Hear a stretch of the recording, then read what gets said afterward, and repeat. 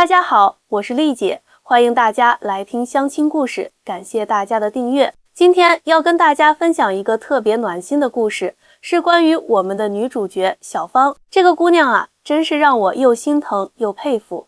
她是大陆姑娘，嫁到台湾已经5年了。说起她的故事，那可真是令人感动。小芳的哥哥在3年前遭遇了一场严重车祸，导致下半身瘫痪。在大陆的医院，医生直接判了死刑，说这辈子只能躺在床上了。这个消息可把全家都打垮了。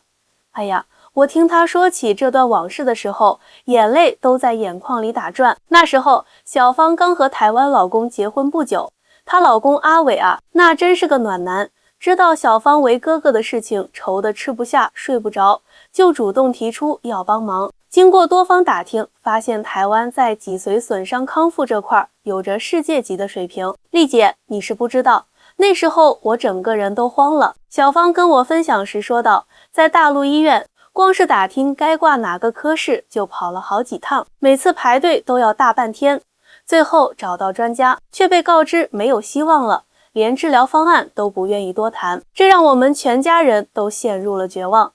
但是在台湾这边完全不一样啊！阿伟帮忙联系了台北一家专门治疗脊髓损伤的医院，医院的服务态度简直好得不得了。还没来台湾，医院就已经安排好了远程会诊。通过视频，台湾的专家详细询问了病情，还给出了初步的治疗建议。最让小芳感动的是，医院还专门安排了一位社工，全程协助办理来台就医的各项手续，从申请医疗签证到后续的康复计划，事无巨细都帮忙打点好了。这种贴心的服务让小芳直呼太感动了，简直不敢相信。当时我听到这里也不由得感叹，这就是制度的差异呀！在台湾，病人是真的被当成人来看待，而不是一个冰冷的病历编号。终于在去年年初，小芳的哥哥顺利来到台湾，从下飞机那一刻起，就感受到了超乎想象的温暖。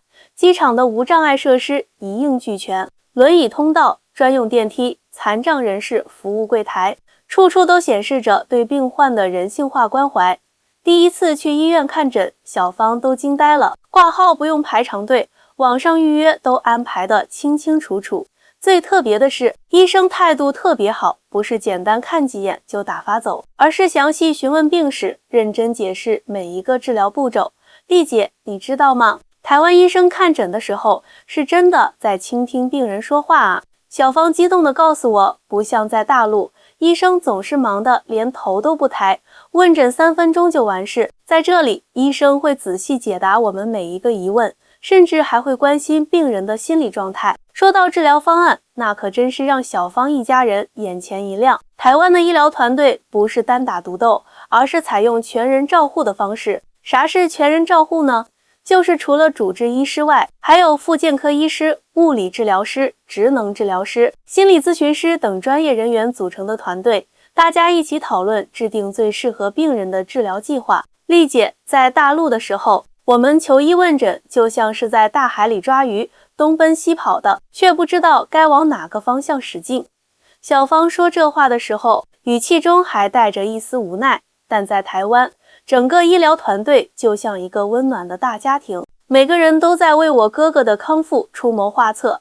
最让小芳感到意外的是医疗费用这块，虽然他哥哥不是台湾居民，但通过境外人士住院收费标准，加上一些医疗补助方案，整体费用竟然比在大陆还要划算，而且收费明细清清楚楚，不会莫名其妙多出一大笔钱。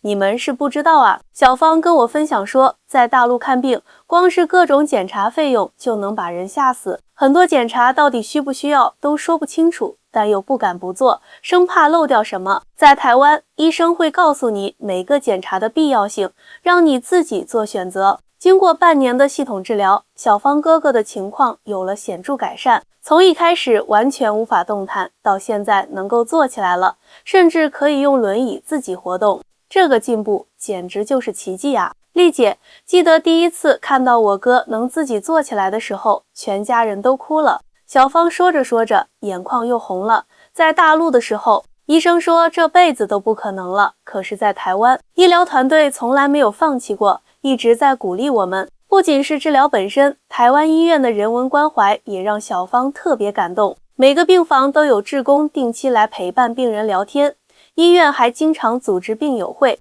让病人和家属们互相交流，打气加油。这种温暖的氛围让原本消沉的哥哥重新燃起了生活的希望。特别厉害的是，医院还安排了职能治疗师，教导病人如何适应日常生活，从最基本的穿衣吃饭到如何使用辅具，再到心理调试，方方面面都照顾到了。这些在大陆医院几乎都是家属要自己摸索的事情，在这里却有专业人员耐心指导。你知道最让我震撼的是什么吗？小芳说，台湾的医疗体系不光是治病，更重要的是帮助病人重返社会。他们会根据病人的情况推荐合适的职业培训课程，甚至帮忙联系工作机会。这在大陆简直想都不敢想。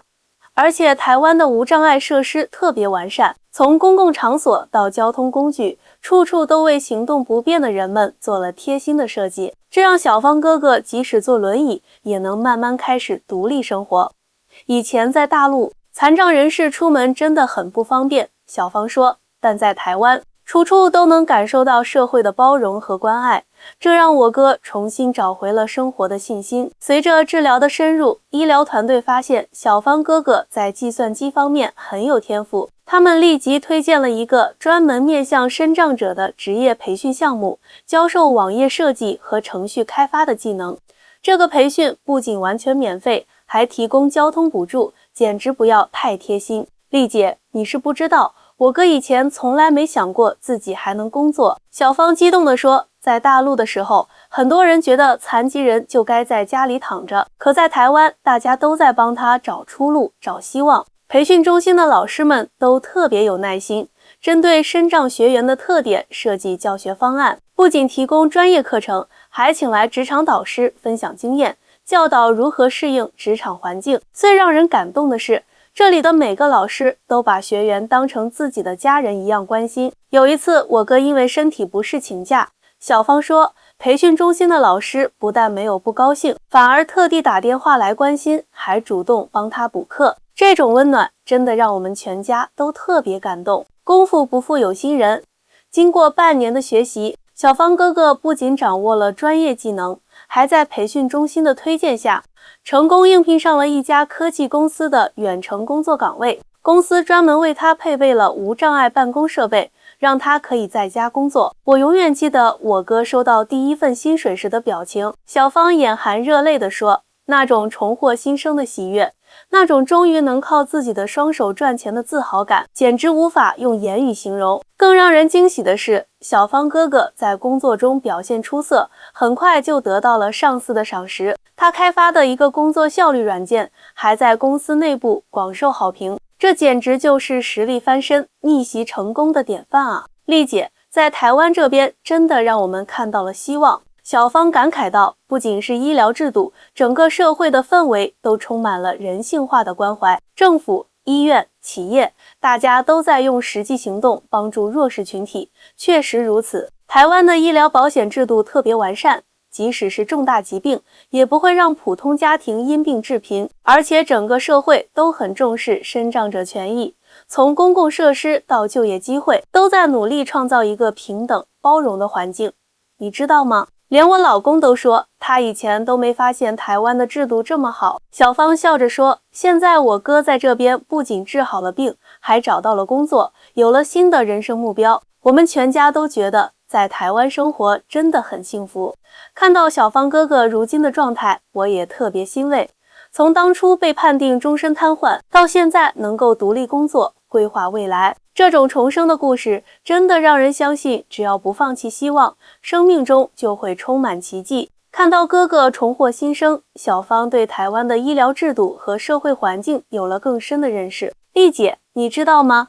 在台湾生活久了，才发现这里的制度设计真的很用心。小芳感慨地对我说，她跟我分享了很多细节，比如说台湾的医保系统采用健保卡制度，一卡在手，全岛走透透，不像在大陆异地就医还要各种转院手续。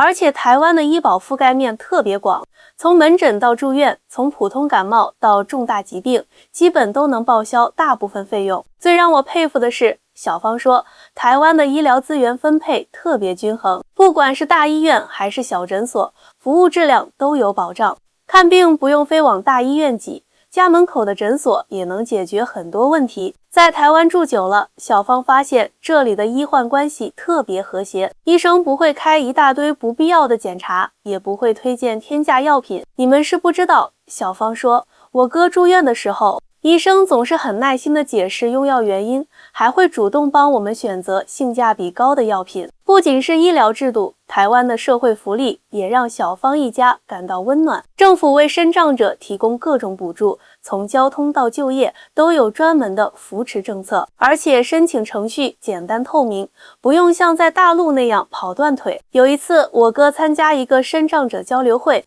小芳说，发现很多跟她情况差不多的朋友都在台湾找到了适合自己的工作和生活方式，这让她特别有盼头。现在，小芳一家已经决定要在台湾长期发展了。我们在这里找到了家的感觉，小芳笑着说。虽然一开始是因为哥哥的治疗才来的，但现在已经深深爱上这片土地了。她老公阿伟的家人也特别支持这个决定。看到小芳哥哥的康复奇迹，他们全家都为台湾的医疗制度感到骄傲。这就是台湾最美的地方。